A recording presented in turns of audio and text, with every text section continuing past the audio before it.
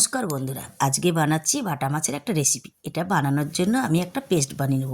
এর জন্য নিয়েছি পেঁয়াজ, আদা, রসুন, একটা টমেটো, আর নিয়েছি পোস্ত, সর্ষে, কাজু বাদাম আর চালমগজ। এটাকে আমি এবার ভালো করে পেস্ট করে নেব। আর একটা কড়াই বসিয়ে দিয়েছি, ওতে দিয়ে দিয়েছি তেল। তারপরে মাছগুলোকে নুন হলুদ মাখিয়ে লাল করে ভেজে তুলে নিচ্ছি। এবার ওই তেলেই দিয়ে দিচ্ছি একটু গোটা জিরে ফোড়ন। তারপরে বেটে রাখা মশলাটা দিয়ে দিচ্ছি, আর দিচ্ছি জিরের গুঁড়ো, লঙ্কার গুঁড়ো, হলুদ গুঁড়ো আর স্বাদ অনুযায়ী নুন দিয়ে ভালো করে মশলাটাকে কষে নিতে হবে। মশলাটা বেশ অনেকক্ষণ ধরে নাড়াচাড়া করে কষতে হবে, যাতে কড়াইয়ের নিচে লেগে না যায়, আর অনবরত নাড়তে হবে।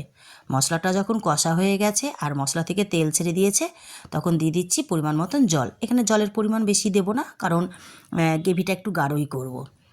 তারপরে গ্রেভিটা যখন ফুটে উঠেছে, এর মধ্যে দিয়ে দিচ্ছি মাছটাকে, দিয়ে বেশ ভালো করে খানিকক্ষণ ফুটিয়ে নিতে হবে। গ্রেভিটা আমি মাখা মাখা করব।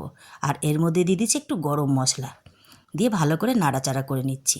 একবার এইভাবে রান্না করে খেয়ে দেখুন, সত্যি খেতে কিন্তু অসাধারণ হয়। এই একটা তরকারি দিয়েই এক থালা ভাত খাওয়া হয়ে যাবে, এতটাই টেস্টি হয় খেতে।